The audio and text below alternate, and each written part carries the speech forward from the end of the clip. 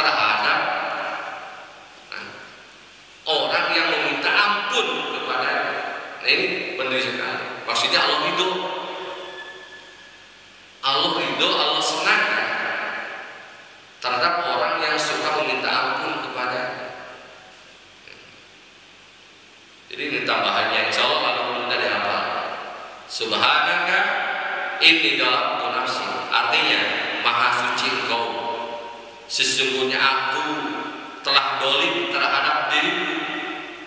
Ya Allah, ampunilah dosa-dosaku. Sesungguhnya Engkau tidak akan mengampuni terhadap dosa-dosa. Sesungguhnya tidak ada yang bisa mengampuni terhadap dosa-dosa kecuali Engkau. Nah, sambil kita meyakini bahwa tidak ada siapapun yang bisa mengampuni dosa kita kecuali Allah, maka Allah bangga, Allah kagum. Subhanaka inni dalamtu nafsi faghfirli fa innahu la yaghfiru dzunuba illa anta.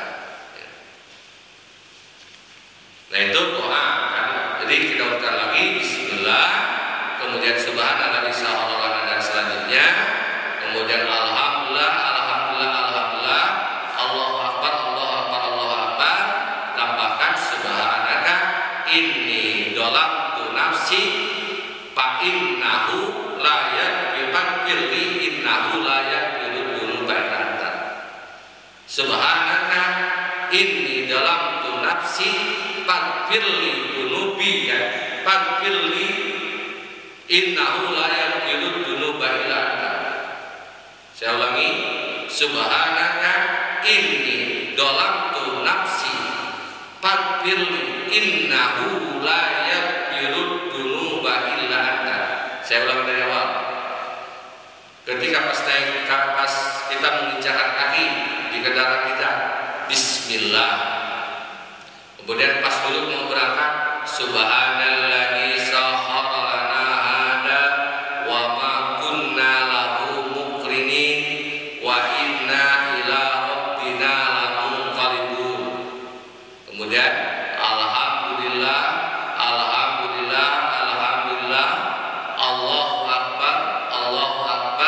Allahu akbar, subhanaka inni dalamtu nafsi faghfirli innahu la yaghfiru dzunuba illa anta. Kalau belum hafal, ya kita kan suka bawa HP, tinggal baca di HP.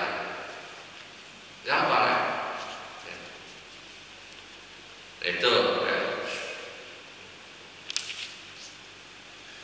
Nah, itu ketika pas mau berangkat. Nah, ketika sekarang di perjalanan itu tidak datang selamanya kan? Ada naik dan turun. Ini juga ada doa.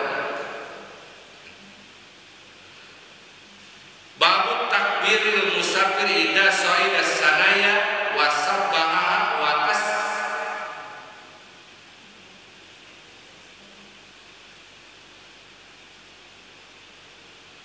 wa tasbihi idza abattara. Bab takbirnya seorang musafir ketika dia naik ke atas bukit atau seumpamanya, dan tasbihnya musafir ketika dia turun. Jadi ketika di perjalanan itu kita menemukan tanjakan, Allahu Akbar. Kemudian ketika kita mau turun, alhamdulillah, subhanallah. Jadi takbir dan tasbih. Ada yang mengatakan takbirnya takbir secara mutlak yang tidak terbatas oleh hitungan. Itu saja takbir ketika naik. Ada juga yang di hadis selanjutnya nanti ada 3 kali katanya takbirnya, Allahu Akbar, Allahu Akbar, Allahu Akbar. Kita misalkan mau ke puncak, pas naik, Allahu Akbar, Allahu Akbar, Allahu Akbar. Kenapa? Ketika kita naik disunahkan takbir. Karena biasanya seseorang ketika naik kan ada di ketinggian. Kalau orang ada di ketinggian biasanya ada sifat ujub dan sombong. Maka antisipasi dengan kalimat Allahu Akbar, hanya Allah yang besar. Jadi ketika kita ada di suatu ketinggian, misalnya ke puncak, kita merasa bangga,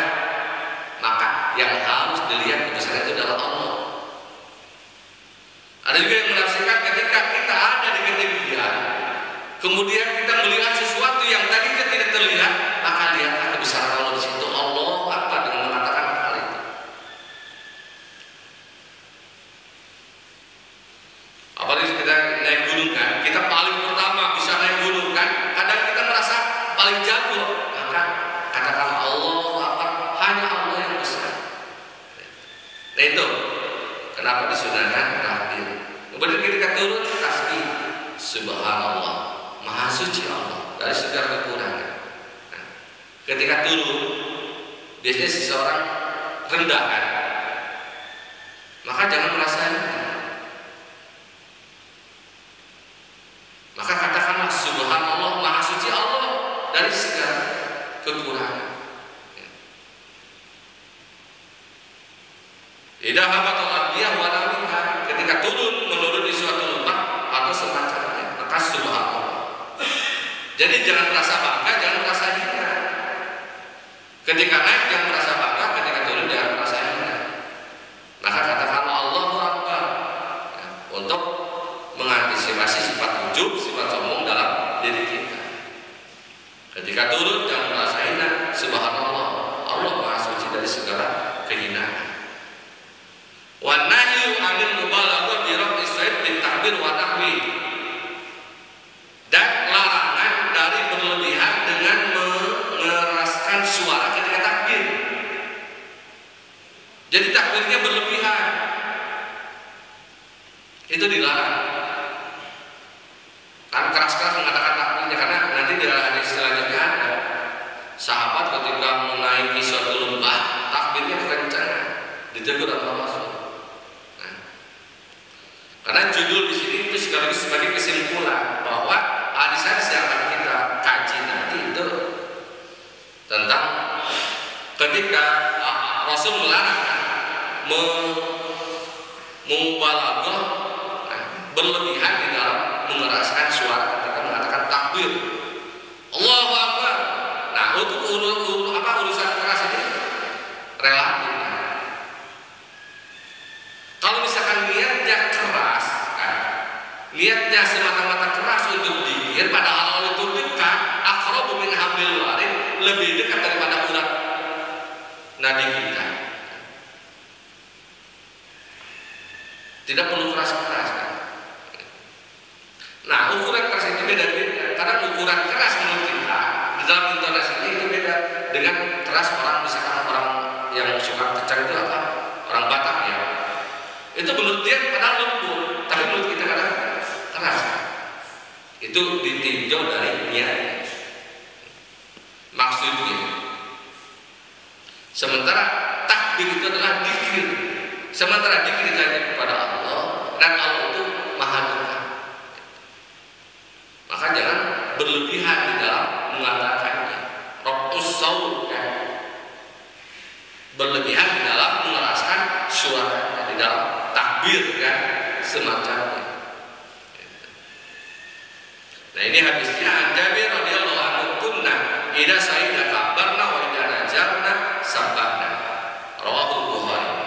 Nah, kami ketika naik maka kami lakukan takbir Allahu Akbar, wa idza najarna sabbahna, ketika turun subhanallah. Naik puncak Allahu Akbar, ketika turun subhanallah. Itulah dzikir.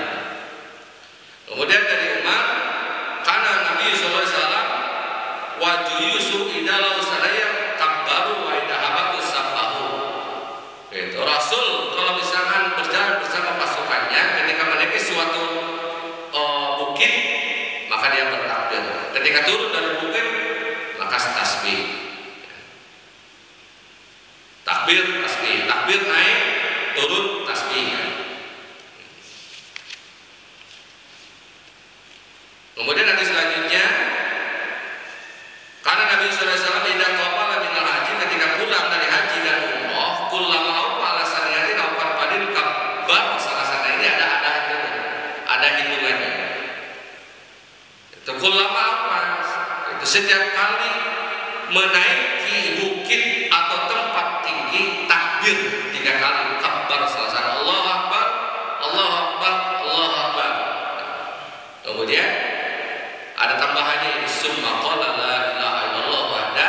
Kalau tadi kan ketika berangkat bismillah subhanalladzi, kemudian alhamdulillah 3 kali, Allahu Akbar 3 kali, kemudian subhanaka ini dalam tunas sifat milik innahu la yaqiru dunuba illa anta, itu ketika mau berangkat. Nah, ini ketika di perjalanan. Ketika di perjalanan dikirnya adalah takbir tahmid, takbir tahmid. Allah takbir tasbih kan. Allah zikirnya. Nah, di sini ada tambahannya la ilaha illallah wahdahu la syarika lah, lahul mulku wa lahul hamdu wa huwa ala kulli syai'in qadir. Aibuna taibuna abiduna sajiduna li rabbina hamidun. Shadaqallahu wa'da wa nasara 'abda wa hajamal ahzaba wa'da. Muttafaqun alaih. Nah, ini kalau pulang umroh itu baca doa ini. Kalau pulang haji dan umroh kan, karena ini hadisnya kalau mau para saniatin ida qala min haji atau umroh, ketika pulang dari haji dan umroh kan, setiap menaiki bukit atau tempat tinggi takbir 3 kali. Kemudian baca la ilaha illallah wahdahu tidak ada Tuhan kecuali Allah. Hanya Allah semata, tidak ada sekutu baginya. Lahul mulku wa lahul hamdu, baginya kerajaan dan baginya pujian. Wa huwa ala kulli syai'in qadir, Allah lah maha kuasa terhadap segala sesuatu. Aibuna kami kembali, taibuna kami kembali secara batin, abiduna kami beribadah, sajiduna kami bersujud di rabbina hamidun, kepada Tuhan kami dan kami memuji. Shadaqallahu wa'da, Allah maha menepati janjinya, wa nasara 'abda, menolong hambanya, wa hajamal ahzaba wa'da, dan menghancurkan musuh-musuhnya wahdahu, di atas keesaannya kan. Muttafaqun alaih. Nah, ini ketika pulang dari haji dan umroh. Nah, paling tidak yang tadi kan yang harus kita hafalkan, dari mulai bismillah, subhanallah, subhanallah dan seterusnya, alhamdulillah 3 kali, Allahu akbar 3 kali, kemudian subhanaka ini dalam nafsi faqul innahu la yuhibbu al-mubtadi'in. Kemudian hadis selanjutnya, an Abi Hurairah anna rajulan qala ya Rasulullah inni uridu an usafira. Diterima dari Abu Hurairah bahwasanya seseorang berkata begini, "Hai Rasul sallallahu alaihi wasallam, aku hendak musafir. Maka nasihatilah aku." Nah, ini sebagai pelajaran buat kita. Kalau kita mau musafir, minta doanya kepada sanak keluarga kita, kepada kerabat kita, sahabat kita, supaya kita diberikan nasihat atau paling minimal kita didoakan. Nah, sebagaimana yang dilakukan oleh seorang sahabat ini, di sini sifatnya rajul, seseorang ketika mau musafir minta nasihat kepada Rasul, ya Rasulullah, nah wasiatkan kepadaku. Nah, kenapa di sini konteksnya aus ini, nah, dalam bentuk wasiat.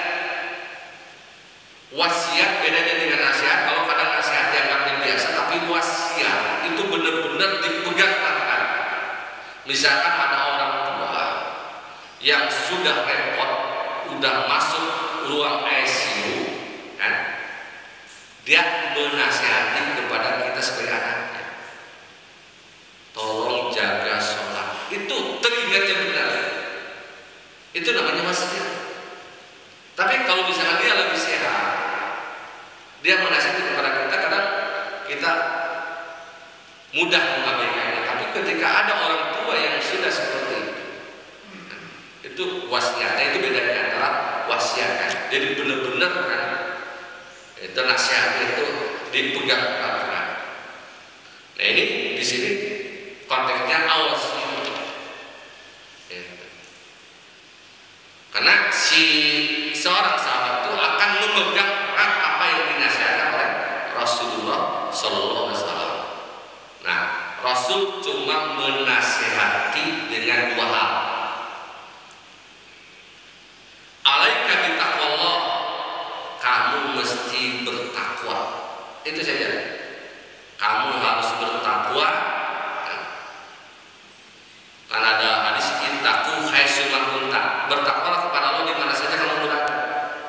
Wa takbir ala kulli shalah, dan bacalah takbir ketika setiap kali naik ketinggian, naik bukit atau ketinggian.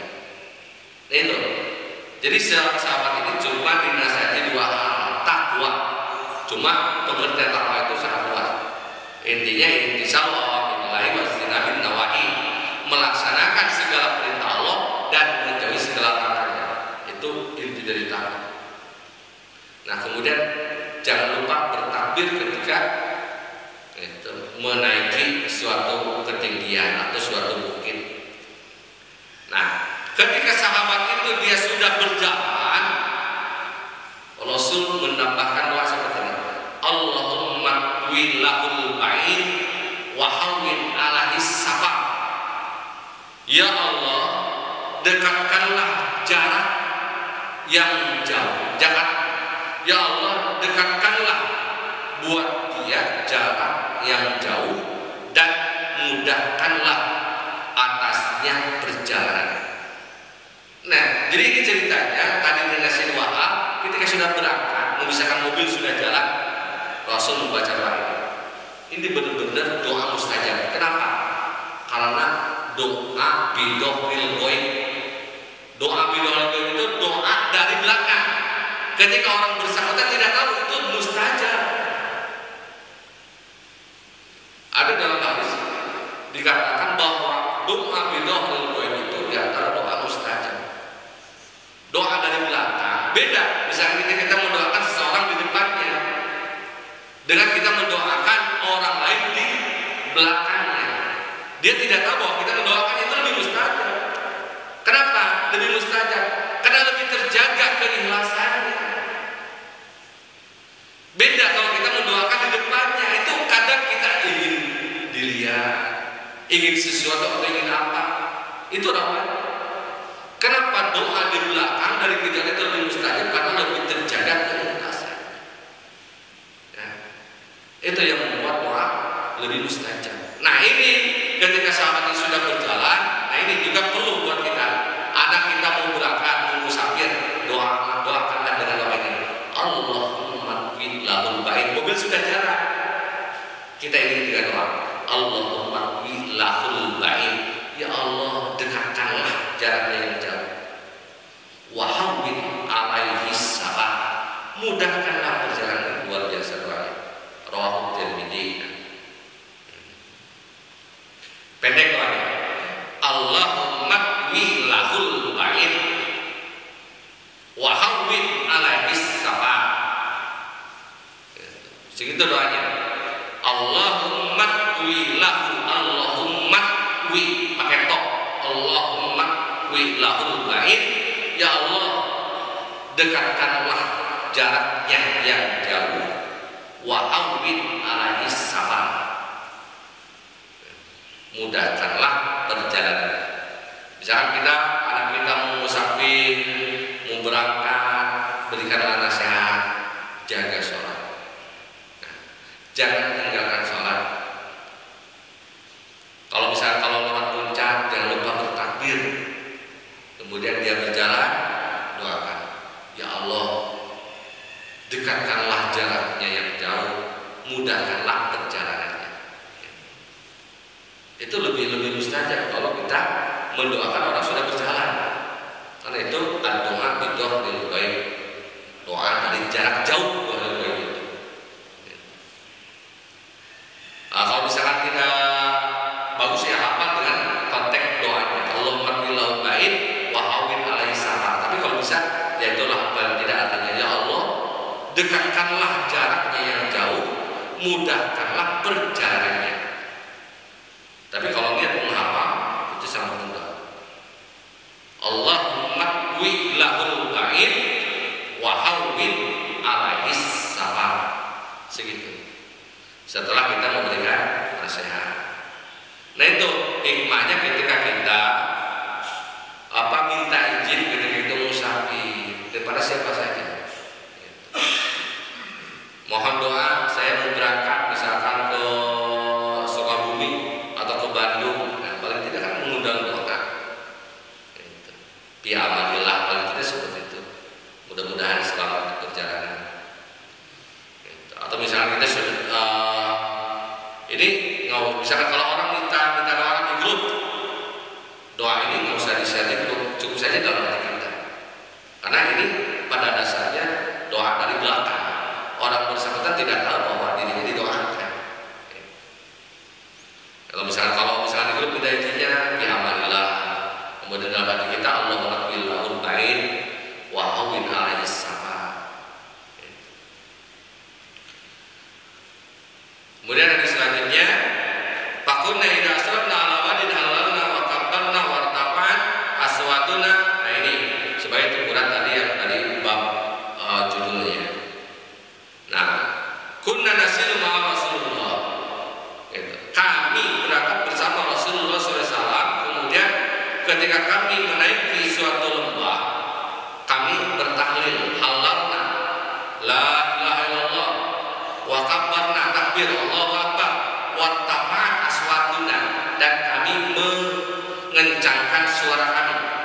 kemudian ditegur apa Rasul, ya ayuhan nas irba'u ala anfusikum, sayangilah diri kalian, fa innakum la tad'una samma wala ghaiban, karena kalian itu tidak memohon kepada orang yang tuli dan bukan kepada zat yang gaib.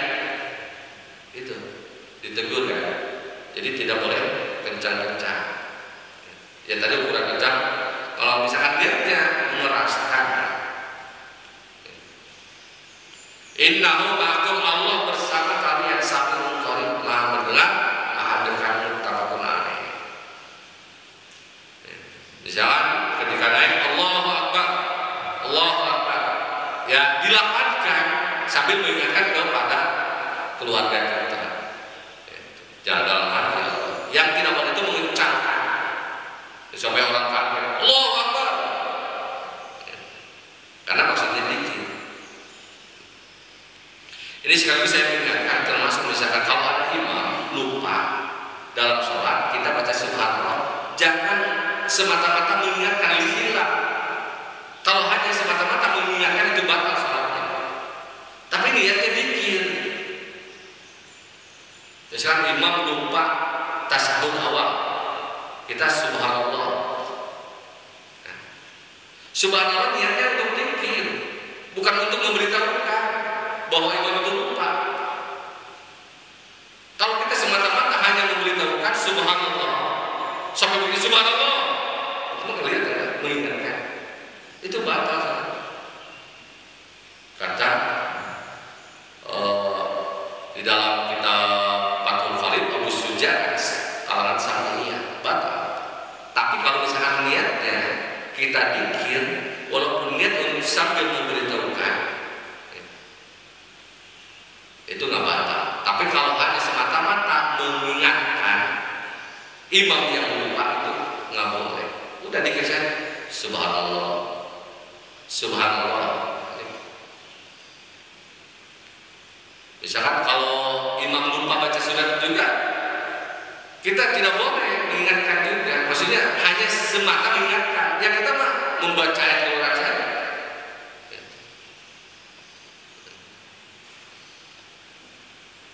Tapi kalau niatnya yang tadi, niatnya kita sambil baca Al-Quran sambil mengingatkan, yang tidak boleh itu semata-mata lillah, hanya mengingatkan imam yang lupa, itu tidak boleh. Nah, dikir kembali lagi kepada masalah musafir, mengatakan takbir, mengatakan tahlil. Ketika perjalanan ini ada tambahan. Kalau tadi kan takbir sama tasbih, ini ada tambahan tahlil, la ilaha illallah. Jangan terlalu kencang suaranya. Saya ada waktu 10 menit lagi. Ini masih panjang sebenarnya babnya. Paling tidak yang jadi pengetahuan buat kita saat ini, ketika kita mau perjalanan, maka kita bacalah bismillah ketika menaiki kendaraan. Kaki menginjakan pertama kali di kendaraan, bismillah. Subhanalladzi syakhkhara lana hada wa ma kunna lahu muqrinin wa inna ila rabbina lamunqalibun. Kemudian baca tasbih, baca takbir 3 kali, kemudian subhanaka inni dolamtu nafsi faghfirli innahu la yaghfiru dzunuba illa anta. Nah itu bismillah, kemudian baca doa yang dikatakan tadi, alhamdulillah 3 kali, Allahu Akbar 3 kali, kemudian subhanaka inni dolamtu nafsi fa inna faghfirli innahu la yaghfiru dzunuba illa anta. Kemudian ketika di perjalanan naik suatu bukit atau suatu ketinggian, naik puncak, Allahu Akbar, Allahu Akbar, Allahu Akbar. Ketika turun, subhanallah, subhanallah, subhanallah. Nah, kemudian nanti pas sampai apa? Nah, di sini yang dijelaskan antara misalkan naik dan turun. Sementara doa, ketika kita kan perjalanan itu tidak naik dan turun saja, ada datarnya. Apa yang harus kita baca ketika jalanan Nah, di sini tidak ada tuntunan secara khusus ketika kita berjalan di jalan yang datar. Maka kembali kepada zikir yang secara mutlak. Ya ayyuhalladzina amanu udzurullaha dzikran katsiran. Ya, berbanyak salah doa ketika kita mau berangkat, doa ketika di tengah perjalanan. Baru itu saja. Mudah-mudahan ada sebelum itu ada waktu 5 menit, mungkin ada yang ya, terima kasih. Begini kan, sekarang sangat mudah sekali dengan bantuan teknologi. Seperti tadi Bapak juga di pesawat kan dibacanya boleh karena ada stikernya kan. Nah, sekarang kita mau berangkat. Kalau misalnya kita mau lebih afdol, baca di bahasa Arabnya, kita buka aja HP. Kita sebelum berangkat misalkan, kalau misalkan Bismillah kan nggak usah lihat HP. Pas mengerjakan kaki kan Bismillah. Nah, pas udah duduk, misalkan dijawab, buka HP kita, baca. Subhanalladzi syakara lana hada wa ma kunna lahu muqrinin wa inna ila rabbina lamunqalibun. Lebih baik kalau di situ ada artinya. Baca juga dengan artinya supaya lebih khusyuk. Kemudian baca tasbih. Alhamdulillah, subhanallah, subhanallah, subhanallah, Allahu akbar, Allahu akbar, Allahu akbar, subhanaka inni dhalamtu nafsi. Faghfir innahu la yaghfiru dzunuba illa anta. Kita mau memilih doa yang mana? Kalau misalkan tadi bismillahirrahmanirrahim kan itu doa keluar. Ya enggak apa-apa digabung aja. Kita keluar bismillahirrahmanirrahim. La haula wala quwwata illa billah. Itu kan baca ketika keluar rumah. Naik kendaraan ini, kalau ini kan babnya tentang pas mau berhubungan dengan kendaraan. Naik bismillah, kemudian baca subhanallah dan seterusnya. Subhanallah, Allahu akbar.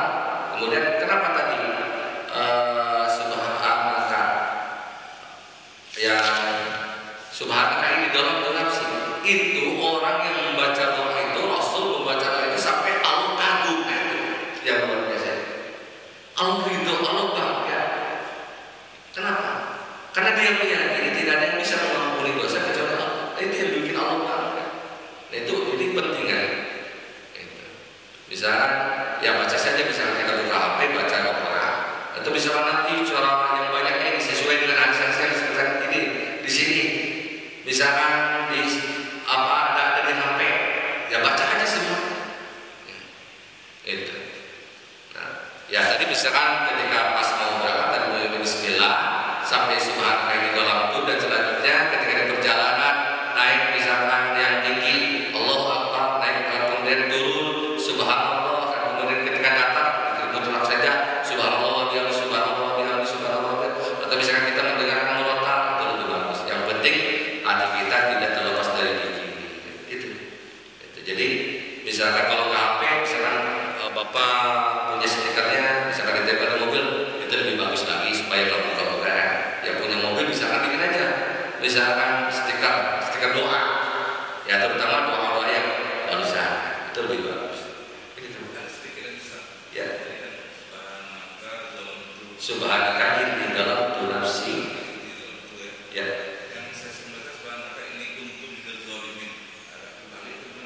Ini yang sesuai dengan konteks hadis di sini adalah subhanaka inni dhalamtu nafsi. Faghfirli fa innahu la yaghfiru dzunuba illa anta. Tidak ada apa. Di sini konteksnya subhanaka inni dhalamtu nafsi. Faghfirli innahu la yaghfiru dzunuba illa anta. Kalau misalkan yang tadi yang doa la ilaha illa anta subhanaka inni dhalamtu, yang doa Nabi Yunus itu kan la ilaha illa anta subhanaka inni kuntu minadz dzalimin. Inni kuntu minadz dzalimin. Itu kan doa Nabi Yunus kan ketika dia tertelan oleh ikan. Nah, itu di dalam ayat selanjutnya, barang siapa yang membaca doa itu istilahnya disebut doaul qalbi. Doa terlepas dari suatu bencana yang sangat besar. Barang siapa yang membaca doa itu, misalnya kita mengalami krisis, baca doa itu la ilaha illa anta subhanaka inni kuntu minadz dzalimin. Baca doa itu, maka Allah akan buka masalah itu. Itu kalau itu disebut dengan doaul qalbi. Kalau ini kan doa musafir.